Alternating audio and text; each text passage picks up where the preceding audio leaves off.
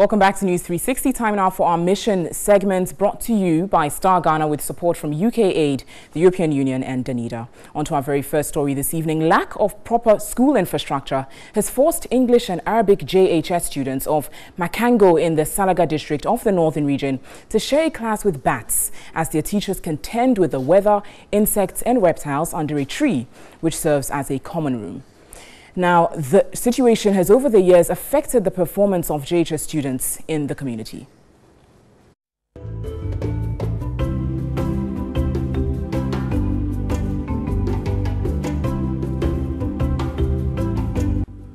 The Makango English and Arabic JHS, situated in the heart of the Makango community, serves other adjoining villages.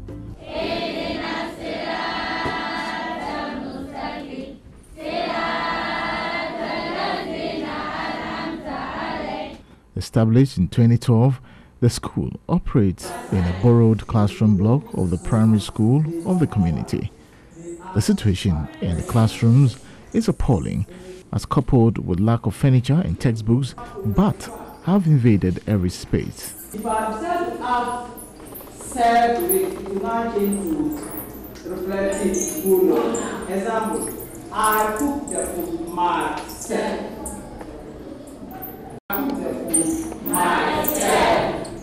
As Africa struggles to meet most MDGs on education, especially on girl-child education, with infrastructure also being the issue, especially in most rural areas in Ghana, here at the Makango JHS English Arabic School, the issue is different. These young ones behind me would have to contend with bat invasion every day. This seriously affects education in this district. They are disturbing us. They shoot on us and urinate and shout when they are teaching us. We want the government to help us. Initially, we put some nets to see if we can trap them.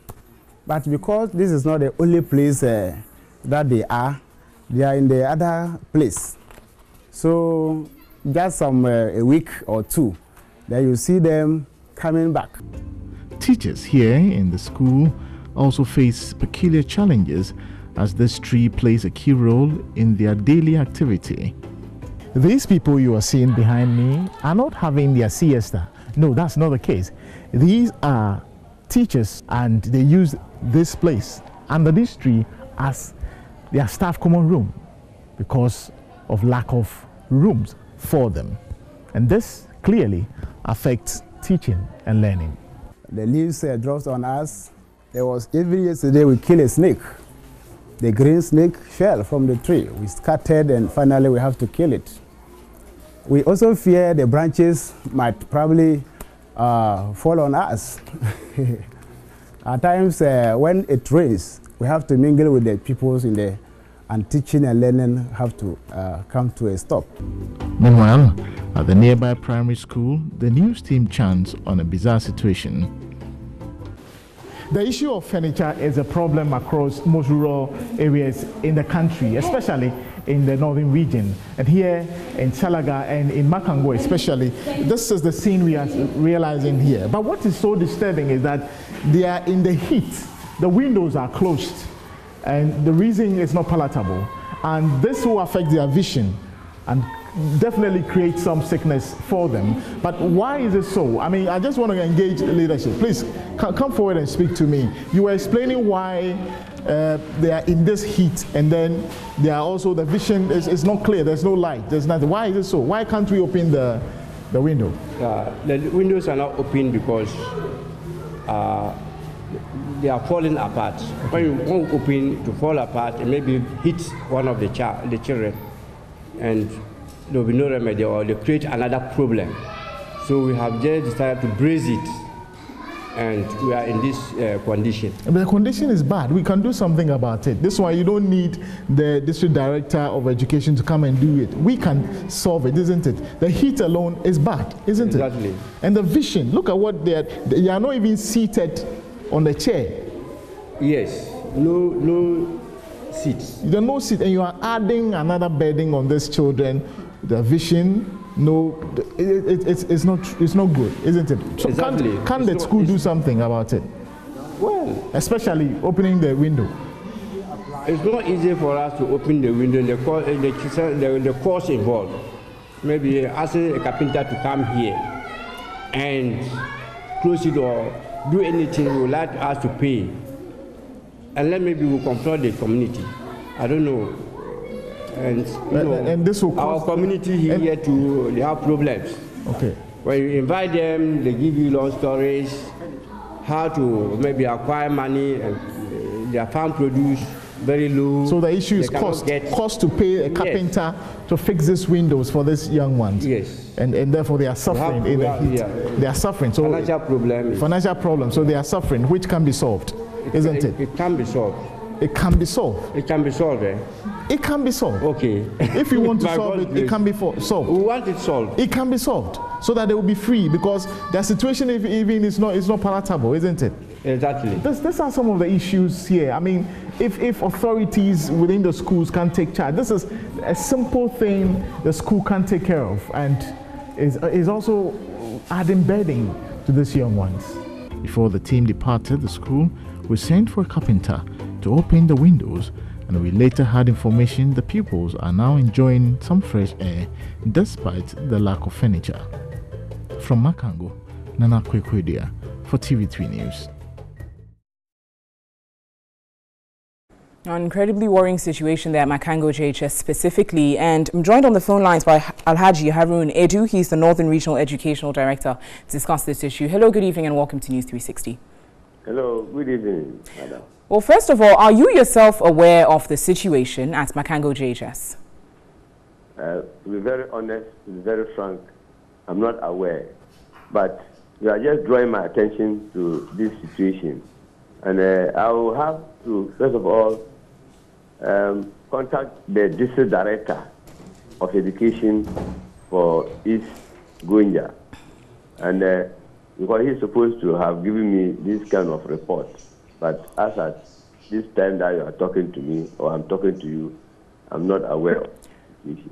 I see. So, I mean, in your position, serving as a Northern Regional Educational Director, you're telling me you have no idea of what's going on at Makango JHS. Then it's rather disappointing, but then how strong is your monitoring?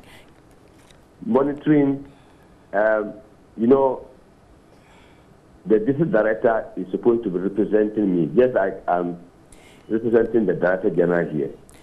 But it falls under your work. It falls under your work to inspect these schools. To him. No, the district director, like I said, should have reported this to me.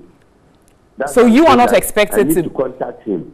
Because if you looking at whatever is happening, is the district director who should be in a better position to tell me. And it is supposed to be reported to him by a secretary supervisor. And the supervisor is to be given the information by the head teacher of the school. I see long chain there of reporting, but you're telling me that as the Regional Educational Director, you are not in the position to be inspecting what's going on in the schools within this community? No? Yeah, that's what I'm telling you. I'm telling you that I can't be everywhere. That's why we have representatives. And the district director, who is representing the regional directorate there, is supposed to have reported. It's not everything that I'll get. I'm not God. So it's not everything that I can know internally. Very well. So you say you are not reported. It was not reported to you, and you described to me the chain of those who are expected to report to you. So are there going to be any sanctions against those people who were actually supposed to report to you? If in the first place, I've just seen it. I need to investigate. To see why it has taken this long time. You know, the government gives capitation grants to schools. And this current government has even added some money that we call base grant. So apart from the capitation grant, base grant is being added, which is almost doubling the money that will go to each school. And so the head teacher is supposed to use some of for petty maintenance like we are talking about. Okay. Well, given that you are not aware of the situation at the school, let me just remind you of it. And despite the fact that you haven't been to the school itself or been to the grounds to see the situation, it says that the students are battling, studying with bats in their school. The teachers are under a common room, which is underneath a tree. So that being said, what measures are you going to put in place, given that you now know the situation? And the bats specifically have been there for over a year and 2 years. What measures are you going to put in place to ensure that things change at the school? I believe very soon things will change. The government came out and asked us to send all these problems. But you don't know the problems, so and you I can't believe by now, chairs, tables are going to be made and distributed region-wide or nationwide. And so from now, when these things come, I'll make sure that this school takes precedence over any other situation in that area. And for the teachers sitting under a tree as a common room, in fact, I would not be surprised because some of these teachers deliberately decide to sit under trees. There could have been a staff common room. I've not been there, but there could have been a staff common room in the school. But they hate to sit inside the staff common room. They prefer sitting under trees. You're saying that there could be a staff common room, but they themselves would choose to sit underneath a tree? Was there no staff common room for the teachers? Mm. The teachers do not have a common room available, and the students themselves who do have classrooms do not have adequate furniture and learning material and are studying in the company of bats.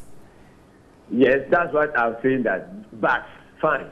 If the bats are there, the head teacher is responsible for killing the bats. The head teacher is responsible for killing the bats. Available. They could invite people, the pesticide control. They could use those things to flush out the bats.